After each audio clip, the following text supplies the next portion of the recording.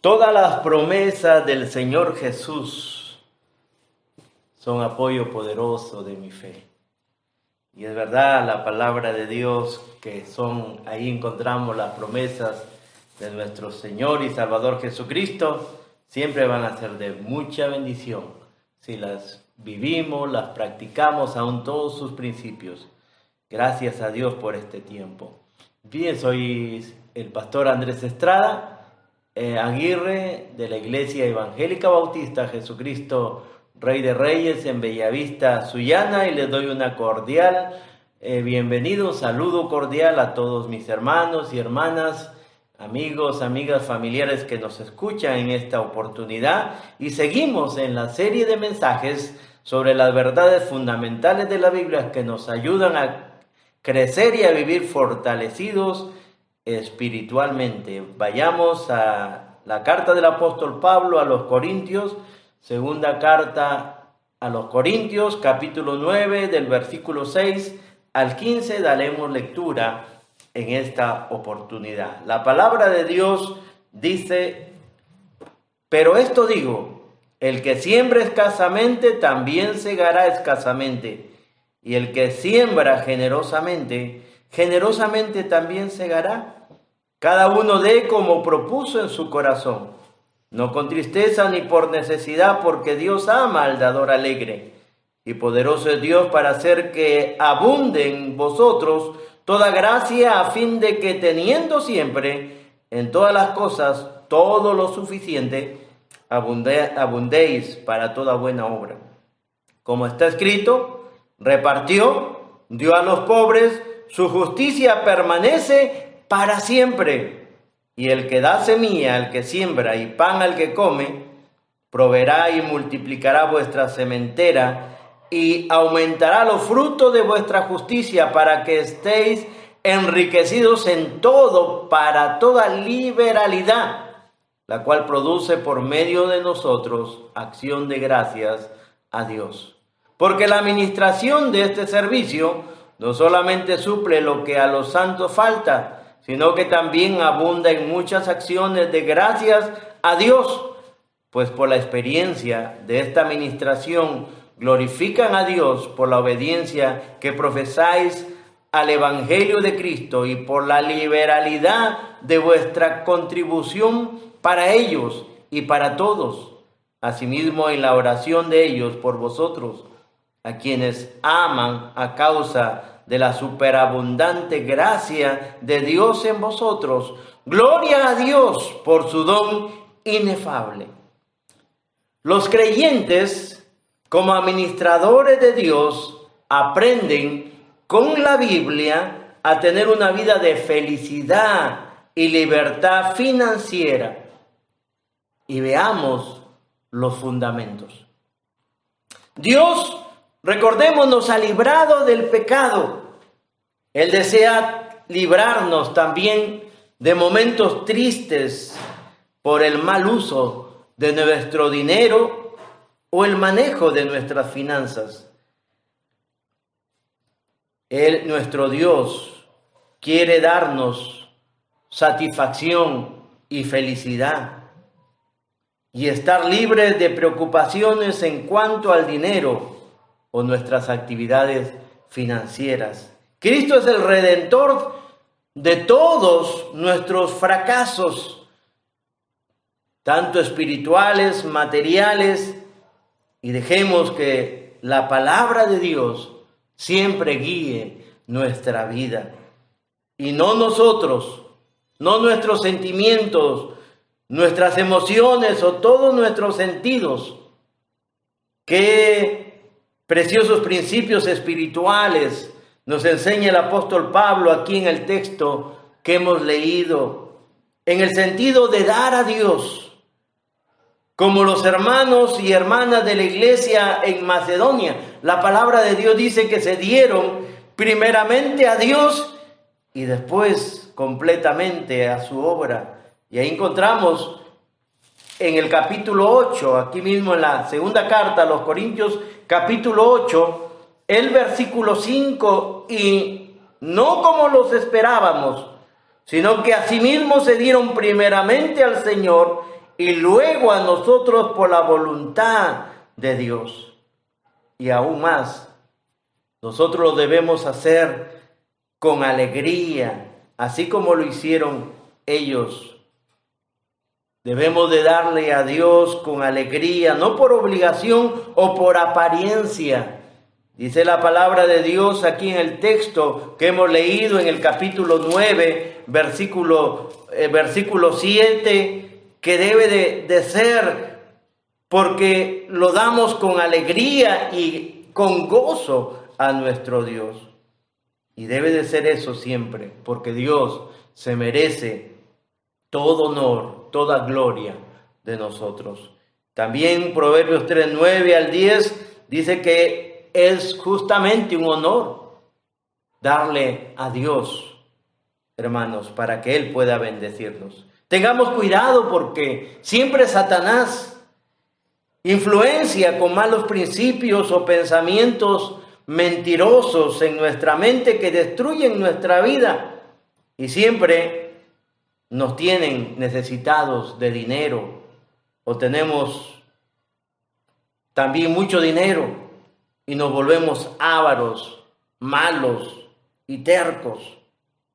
Segunda de Corintios capítulo 11, un poquito más adelante, unos capítulos más adelante, versículo 3 dice: pero temo que como la serpiente con astucia engañó a Eva, vuestros sentidos sean de alguna manera extraviados de la sincera fidelidad a Cristo. Si Satanás engañó a Eva, también puede engañaros en estos tiempos a nosotros y especialmente en cuanto al tema del dinero. En la familia, siempre el padre de familia debe tomar la delantera y ayudar a los integrantes del hogar a practicar los principios bíblicos para tener felicidad y libertad en el uso de su dinero. Por eso Efesios capítulo 5, el versículo 23 nos dice: porque el marido es cabeza de la mujer, así como Cristo es cabeza de la iglesia, la cual es su cuerpo y Él es su Salvador. Recuerde, todos como creyentes debemos de practicar estos principios porque son fundamentales en la vida cristiana y el primer principio que debemos practicar, y este principio es el que veremos hoy solamente, el primero, es el siguiente: empieza a diezmar. Claro, muchos me dirán: pero pastor, con las justas gano para sobrevivir. Es por eso que debes aprender, hermano, hermana, a diezmar, para que Dios te bendiga más. Un pastor hace años en Estados Unidos enseñó a la iglesia y le dijo: si ustedes quieren ser ricos, hagan y recuerden lo siguiente. Y le dijo: 10, 10, 10, 70. ¿Y qué significa eso? Y él enseñó: 10% separa para las misiones cristianas, para ayudar a los misioneros. El 10% separa para darle a Dios tu diezmo. El otro 10% separa para tus ahorros, para que tengas algo para el futuro cuando hay algún problema o dificultad. Y el otro 70% úsalo para todos tus gastos que necesitas. Así verás cómo Dios obrará grandemente y te volverás rico. Por eso Malaquías 3, del 8 al 12, enseña bien claro, ¿no? Y le enseñaba al pueblo de Israel: si diezman, Él abriría las ventanas de los cielos. En Lucas capítulo 6, versículo 38, también el Señor nos hace recordar un principio importante. En Lucas capítulo 6,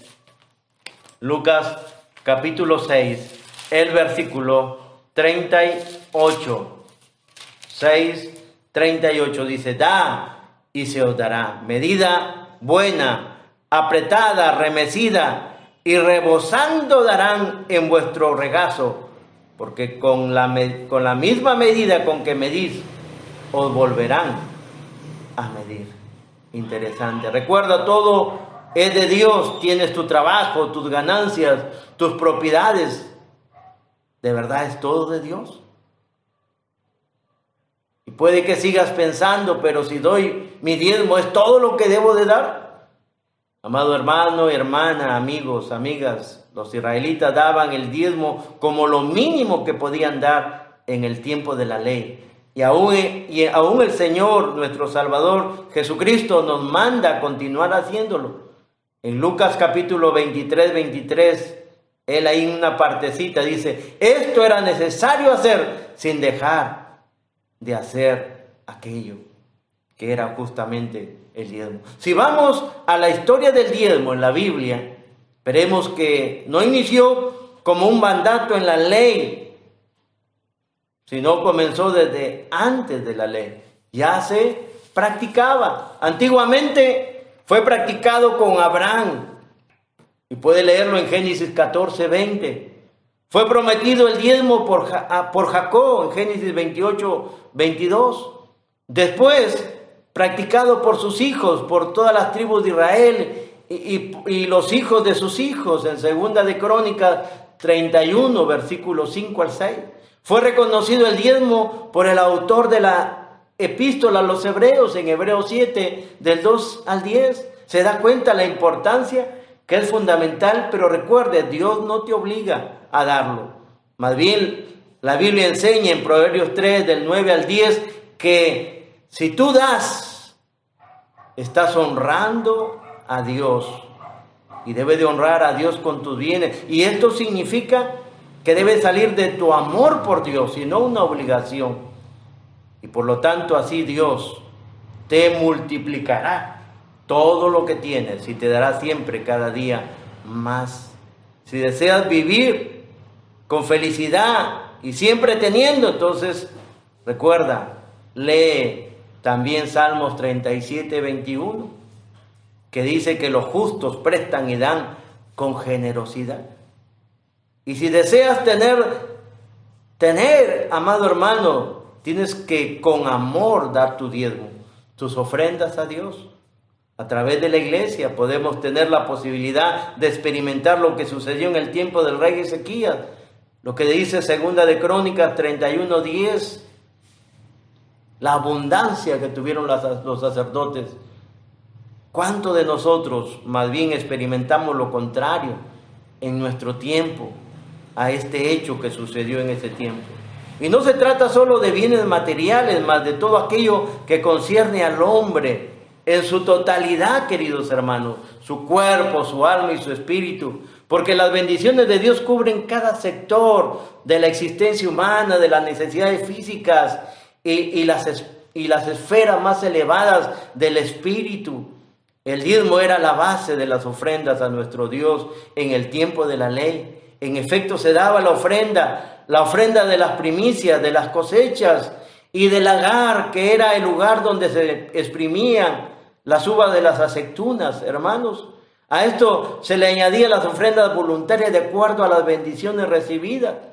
Y lo puede leer bien eso en el libro de Éxodo, en el libro de Deuteronomio. Aún aquellas hechas por un voto de promesa voluntaria en Levítico 17 y 16. Las ofrendas de agradecimiento también en Levítico. Algunos estudiosos de la Biblia dicen que los hijos de Israel le daban a Dios casi 1/3 de sus rentas, o sea, de sus ganancias. Eso significaba aproximadamente el 35% de todo lo que recibían. Ahora, bajo la gracia, pensarás, ¿cuál es la medida? ¿Cuál es la medida que debo de dar a nuestro Dios? Los israelitas daban el diezmo como mínimo. Un cristiano, hijo de Dios, debe de dar como propuso en su corazón, no con tristeza o por obligación. La gracia te ha hecho afable, te ha hecho generoso, te ha hecho perdonador. Entonces, esta es la única vida cristiana verdadera. La mayordomía es vivir para dar, querido hermano y hermana, amigo. sin restricciones, porque Dios te da todo. Y si tú recuerdas, mucho más de lo que necesitas. Escucha estos preciosos versos. Se llama dar es vivir. Dar es vivir, me dijo el ángel un día. Ve al hambriento y dale el pan de amor. ¿Debo de dar y dar más todavía? Fue mi respuesta en quejoso dolor. Ah, no, me dijo el ángel, hiriéndome así. Da hasta que el maestro no te dé